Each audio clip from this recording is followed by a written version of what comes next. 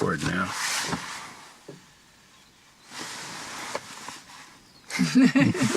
Right, so you're wanting to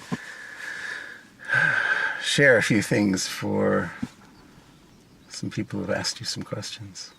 Yes, I was having a telephone call with a lady from the McPhail Centre, and she said, what is it that you do, and who are you, and what are your qualifications, and have you got a CV, she asked. And she said, because for all I know, all you are is a person just ringing me up, and I need to have verification. And is there anybody else who's promoting you? And, all these kinds of questions.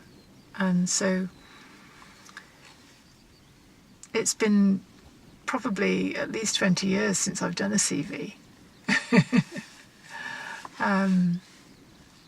And it all started when I went into education as a graduate, and a graduate of biological sciences, and I wanted to teach, so I trained to be a teacher. And then I'd already done some lecturing at a local college. As a graduate student? As a graduate student. And I thought, I'd like to do this more. I love working with young people. So I got my PGCE and I started working in a secondary school. And I did that for a number of years until I started to have my family. And I was out of teaching for many, many years. I did a little bit of supply here and there. But after having children, and when my children started to leave home, that's when I realised that I needed to do something different. So I trained to be a yoga teacher.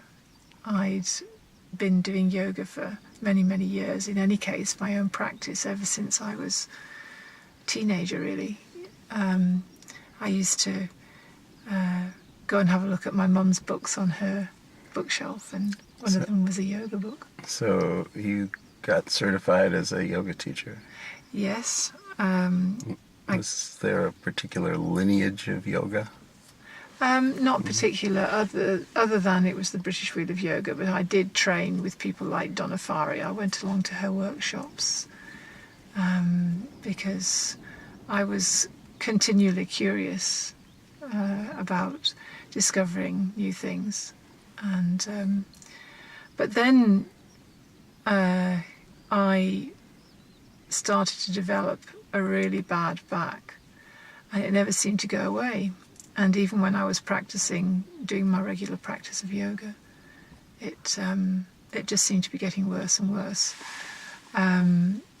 And I was going through a difficult point in my life at the same time as well, so it probably was a bit to do with that as well. But it was at the time when I was being trained as a yoga teacher that I found this other this whole lineage that I'd never heard of or discovered before, called Hanna Somatic Education. And the more I found out about it, and as I started to practice it, I realised that this was something that not only could help me with my bad back, and it could help many, many other people. And that's where I am now. I'm trained in Hanna Somatic Education. So you're certified as a yoga teacher, and you're certified as a Hanna Somatic educator. I'm certified as a Hanna Somatic educator, yes, now. And I would really like to work with communities to spread the word of Hanna Somatic education. It's with all of my experience of all of the kind of activities and pursuits that I've done fell running, I've competed in triathlons, I've done sailing, cycling, I've gone to rugby training, I've gone to squash circuit training, And I've always been very, very, I've participated in a lot of pursuits. I've also done artistic work, and I've also worked very long and hard over a computer and over a desk. And I know that this work that I've now learned about, Hanna Somatic Education, underpins all of that. It can help with all of that. So it'll help with fell riding triathlons, sitting long hours at a computer desk. Amongst many other things. It also helps with expression, because the research that's been done into Hanna Somatic Education in South Africa has found that it reduces stress because it helps people's perception of stress, because it brings together psychological and physiological aspects of the human being and all of their functioning. It helps with homeostatic functioning. So it isn't... Oh, stop. Homeostatic functioning. Technical term. Explain. So all of the way that we breathe, within our central nervous system, there are two ways that we are controlled, if you like, by our central nervous system. One of them is through the sympathetic nervous system, and that peps us up for action, for acting immediately to situations and speeding ourselves up. Whereas the parasympathetic nervous system does the opposite of that. It helps us to slow down, and it helps us to reflect. And so by tapping into the parasympathetic nervous system, it is very much connected with our breathing and our heart rate and our digestion. And in that way, it can help regulate all of those aspects of ourselves. So it's how we think, and it's how we feel, and it's how we act. And it brings all of those aspects of our functioning together. So how does all of that relate to the word you used that I stopped you at, homeostatic? Yes, so when we are dancing, or whether we are speaking in front of an audience, we can sometimes experience a quickening of the heart rate, and sometimes we can lose our breath and feel breathless.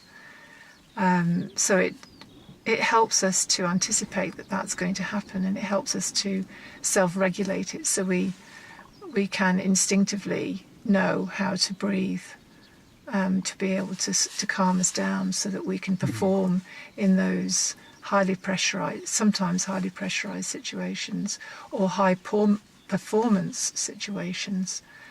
So all of our homeostatic functioning comes together in those situations. And it can help very much with the regulation of that, and it's all self-regulation through the movements. The movements are very gentle and very slow and very calming, and in that way they can help release neuromuscular tension that we build up, and we can develop all kinds of habitual ways of being and functioning that we kind of lose sight of, that we forget that we're holding ourselves in particular ways. So when you said slow, I thought, okay, so I can imagine it helping the system that slows things down, connecting with it. And then I asked myself, well, how does that work in relation to speeding things up? And I guess if I'm more in tune and in sync, I could speed up quickly if I need to. It's kind of being a bit primed and ready for action. So I often relate to a cheetah with my work, in that all of the while the cheetah is constantly monitoring for situations where they might be able to go and prey on a an animal to eat, to catch for their family, especially a female cheetah, because she is continually having to be on the lookout for opportunities. And she keeps herself primed and ready for action because she is always keeping her muscles in tune. She's always keeping her functioning in tune by doing movements that we see even cats and dogs doing, and that's called pandiculation, where they're keeping their whole of their functioning primed and ready for action. So Hanna Somatic Education incorporates pandiculation? Yes, that's it. Not only incorporates it, but that's exactly what it is. It is pandiculation, and it's using gravity to be able to very slowly contract a group of muscles, and only as far as feels comfortable, and then to very slowly, even more slowly, to release that contraction so that the resting tonus of the muscles can be reset so that they're not held continually contracted. So what is it that is the outcome of not holding muscles continually contracted? To truly know what it means within one's own soma to be relaxed, because I hear so many people say, I've forgotten what it's like to feel relaxed. So if you know how to go into a contraction of a group of muscles, say perhaps in your neck and your shoulders, you know how to slowly contract those muscles, and then in a controlled way to decontract them so that they come to a resting tonus, then you can begin to understand what it feels like when those muscles are relaxing instead of being held continually contracted because of all kinds of environmental stress. Right. And work. I mean, workload means that we can hold ourselves. I feel it myself, and then I say to myself, well, thank goodness I know how to do a few movements each day that don't take very long, to be able to release that. So you said you wanted to, I'm not sure if you use the phrase, but spread the word to communities. Yes, People. yes. And that was something that I've come to realize by approaching communities recently, different communities. This is something I would like everyone to know about, particularly young people, because once they've learned the movements, and there's a series of 7 movements, essentially, that Thomas Hanna put together, and they're based on natural movement patterns, so they're easy to learn. They give us a reminder of, oh yes, this feels right within me. It's kind of an instinctive knowledge, and it's just tapping into that knowledge again. So they give us that ability to do that. And once they're learned, it's a bit like when we go and have, that's why it's so appropriate we're actually sitting in a car today, because I remember when I learned how to drive, I had a few lessons, and I had to really practice in between each lesson. But then once I'd practiced and once I'd learned what I had to do to drive a car, I've been driving for the rest of my life. And I learned to drive when I was 17. Well, I started learning when I was 16. And I'm now in my 50s, and I've never forgotten how to drive. And it's the same with Hanna Somatic movements, that once they're learned, once young people or anyone, it doesn't matter what age, once they're learned, then you've got them for the rest of your life, and you can draw upon them whenever you need them, and you can practice them in your own way and in your own time. One of the things, some of your description of the outcome of Hanna Somatic Education reminded me of was what it feels like when you put on the perfect pair of shoes and how they feel. And suddenly standing up and walking is all different and wonderful, everything feels supported, and yet you feel like you're just, everything feels perfect inside. It's sort of like you didn't realize as your shoes wore out that you're actually slouching a bit more, or your posture wasn't quite right, or things were a bit more labored walking. And then you get on a new set of shoes that have somehow just the perfect match for your feet or something. And so it kind of reminds me of that. Yes. From what you're saying. Yes, it's learning to know within oneself how to feel good. You don't need the shoes. and what it is that feels good, so that we can appreciate things when they feel right. So it's knowing the difference between a pair of shoes that feels comfortable and a pair of shoes that doesn't feel comfortable anymore. And it's actually having the courage to say, okay, I'm not going to wear those shoes anymore. In fact, I have actually done that recently. And it's saying, okay, goodbye, these wonderful shoes that I've had all of these years. And I'll never forget my favourite pair of flip-flops. And I couldn't find them for a number of years. And long before I trained in Hanna Somatic Education, and I always used to wear them. And then I found them the other day. I thought, great, they were in the bottom of this box with some clothing. And I put them on and I couldn't wear them. And it just shows me how my feet have changed so much. And they weren't comfortable anymore. I couldn't wear them anymore. And I had to say goodbye to them. I had to throw them away. Yeah, so the hidden cost of Hanna Somatic Education is having to get a new wardrobe, possibly. Possibly, particularly shoes. But it affects different people in different ways, and that's the wondrous thing about it. And that's why I really would like to share it within communities. This isn't something that's done in an isolated way.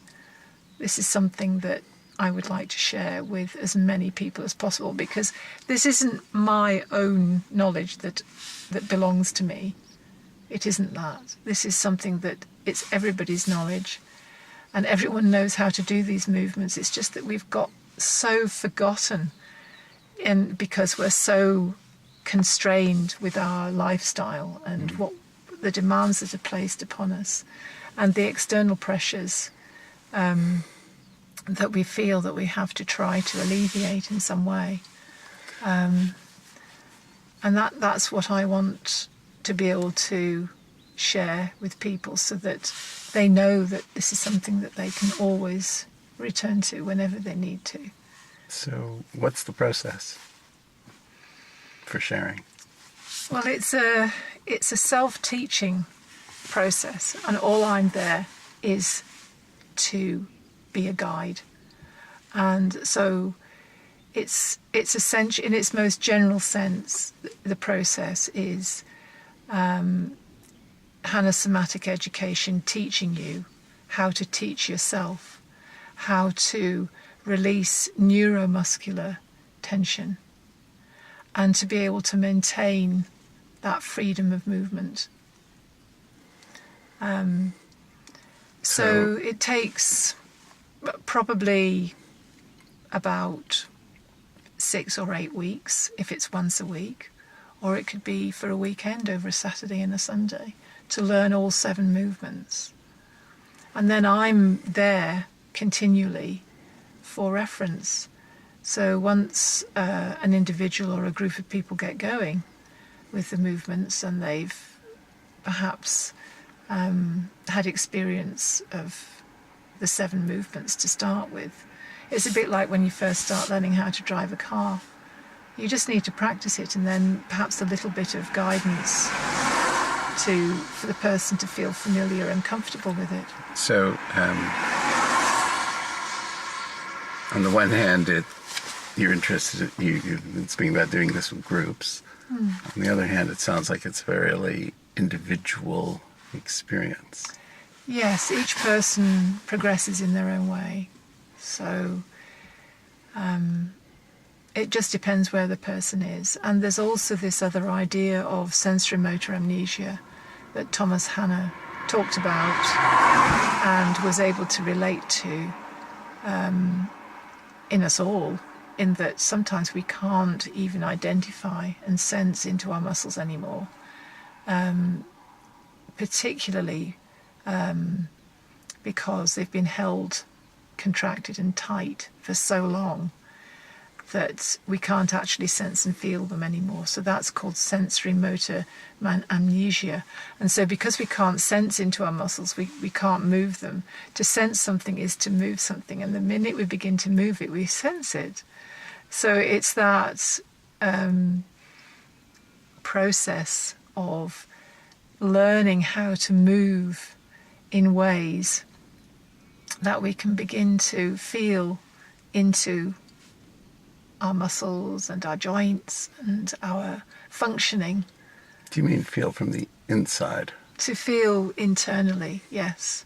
So when having a session in Hanna Somatic Education, I talk you through the movements. So it's all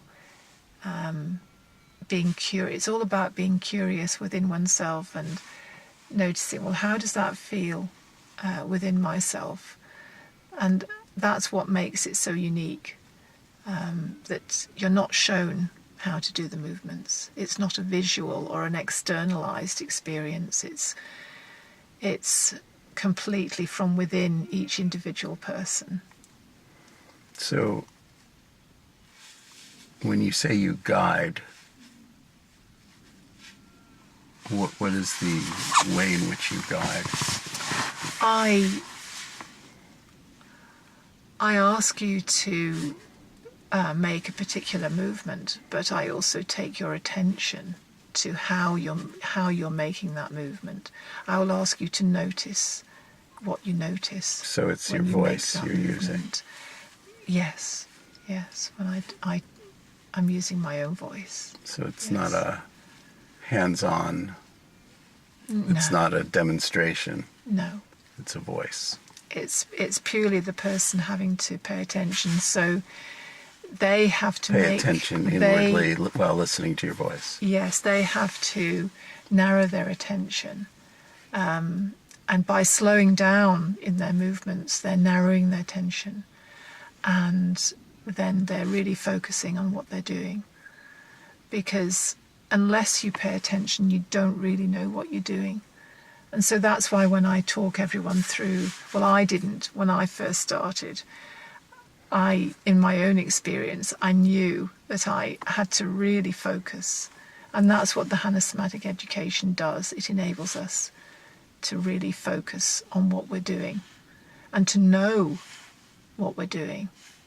And because we know what we're doing, we begin to tune into proprioceptively, internally, what we're feeling as a result of the movements. So what have you yourself experienced the benefits to be of those outcomes from practicing Hanna Somatic Education? Well, the first benefit was that I felt as though, to begin with, I thought, oh, perhaps if I go into that movement, that might increase my back pain. It felt counterintuitive to start with, but I realise now that was my sensory motor amnesia, because I couldn't really sense it. I couldn't really sense it that well. But I had the courage to go into the movement on the guidance at the Novato Institute, the trainers there, the instructors there. I knew that I felt in a completely safe environment. And so I felt as though that I could explore my movements. I could be a little bit more curious within myself. And so because of that, it gave me courage to practice a little bit more, because I found that because I was in such pain, that it didn't only affect me in my physiology, in all of my sensations, but it was also affecting me psychologically as well. It prevented me from doing things. Well, I can imagine if I'm walking around with pain, it's going to prevent me from doing all kinds of things, at least at the quality level or the duration or something that I might have done without the pain. Yes, and I wasn't as adventurous. I was far more cautious. So I became more adventurous, and I suppose that relates to what you were saying about slowing down and speeding up. They're both the same thing to me, slowing down and speeding up. Because as I slow down, I actually get things done far more efficiently. So that's what I've noticed as well. I guess I have a bit too much coffee. I'm moving fast, but I'm not necessarily completing anything. So it's that self-regulation of, because I'm more in tune with my sensations internally, I'm not so affected by what's going on externally. And I know that I can do things when I have to do them. It's just that I've now changed the way I go about things. So what is it, ideally, that you'd like to do initially, maybe, or over time, with the center that you were referring to? Yes, so... With the venue. Yes, so I'm taking a drink of water because I can feel my voice. Would you like a drink of water too? Yeah, I'll have some. Yes, so... Thanks.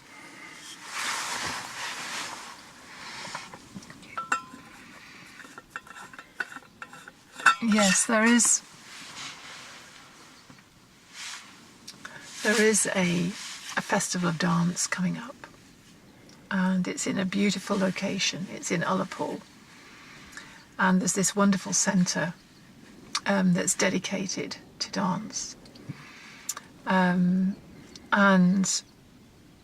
I can see myself underpinning that dance festival with the movements that the Hanna Somatic movements,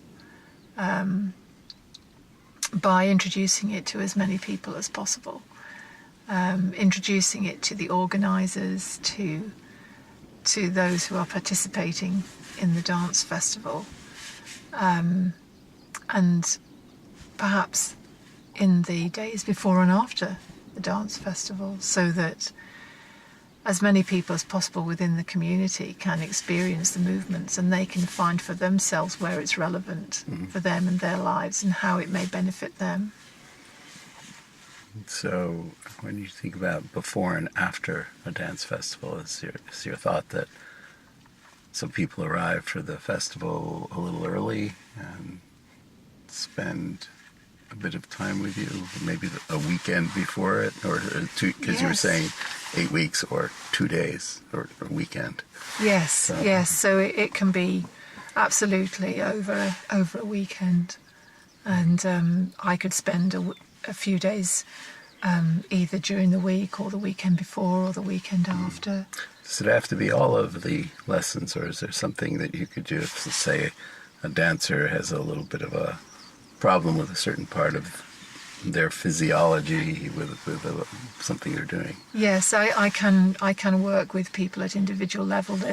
The movements are all the same.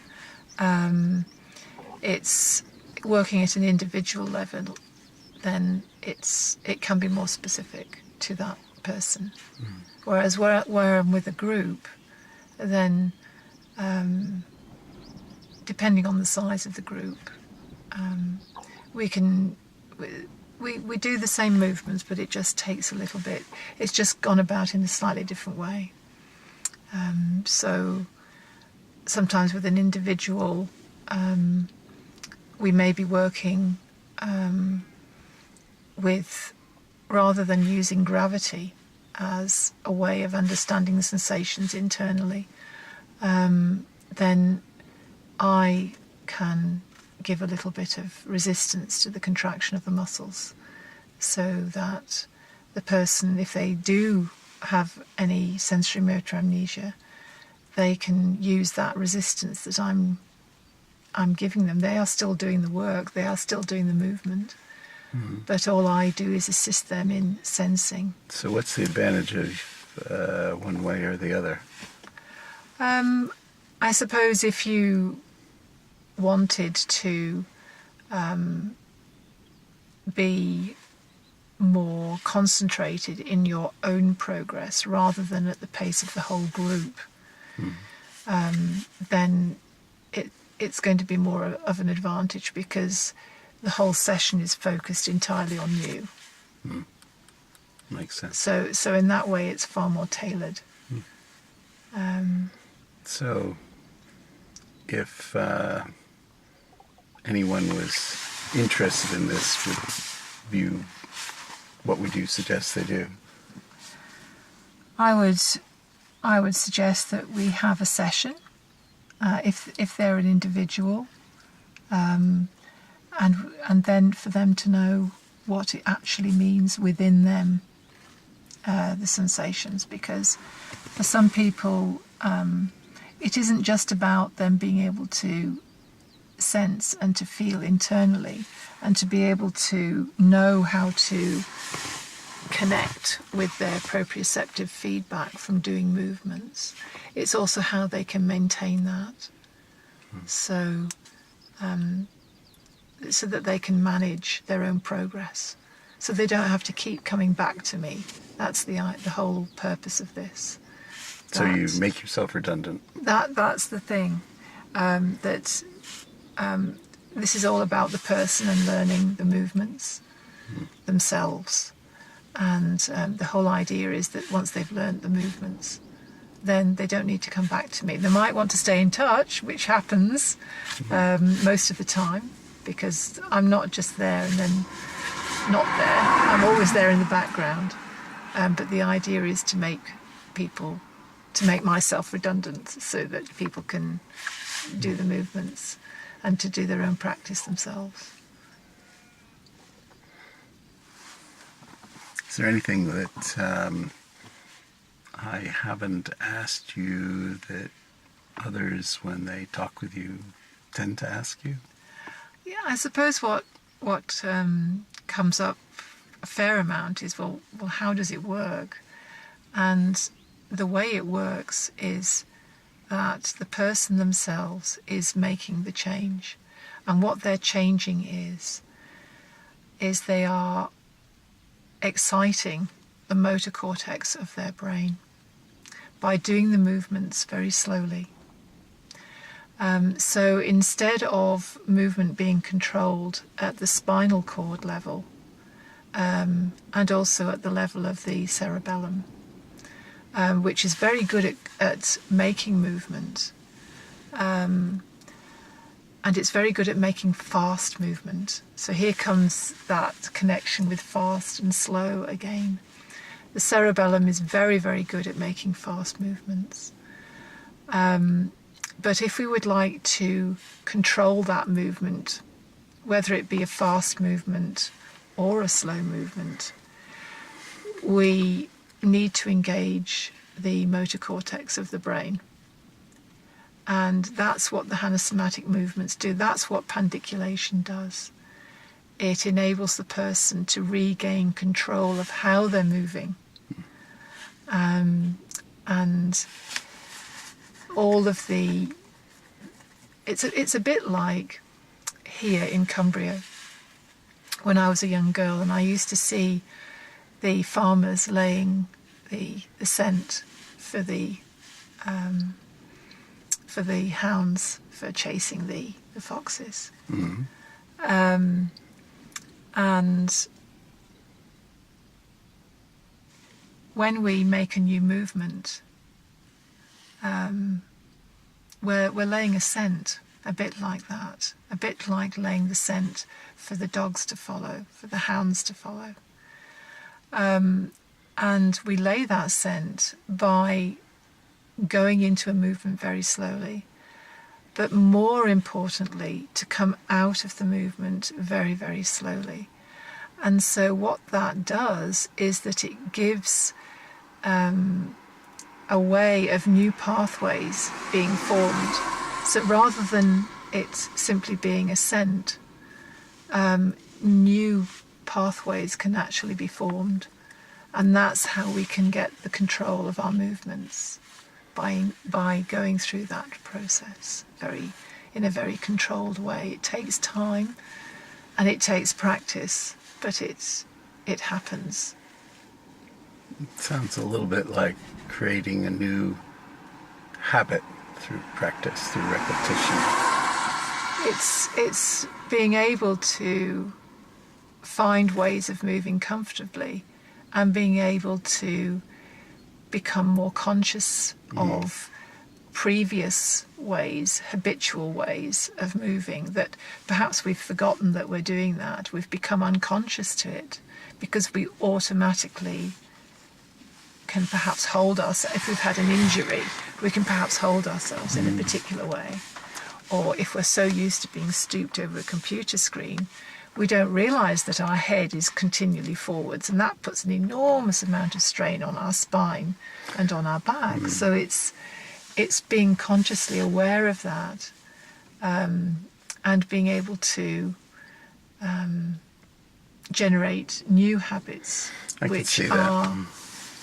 which are comfortable ones instead of ones that are causing us discomfort. As we become more aware of our discomfort and we're aware of a different option, we might tend to take the other option. Yes, but towards comfort. Yes, but the beauty of this is that this all happens in our soma. So the new term. Although I could have questioned it way back when we said Hanna Somatic. Yes. Education. So Thomas Hanna actually was the first person to use this phrase in the way that he did. And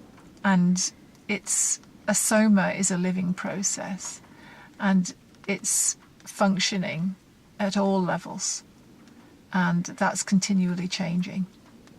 And we can move in multiple directions. So us as human beings, we're not the only somas. There are very simple single-celled organisms that are also somas, and we are all moving.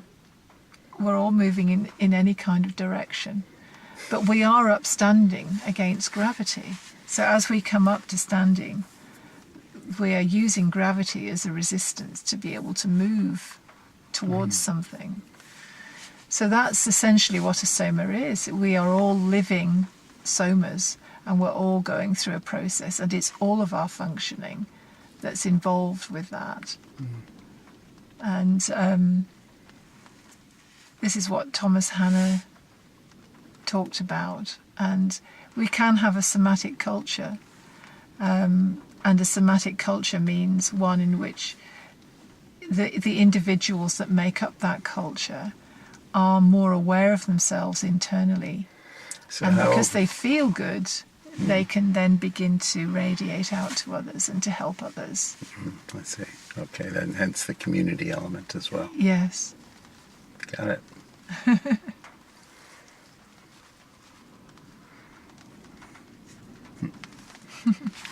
You could turn this off at this point. Can do.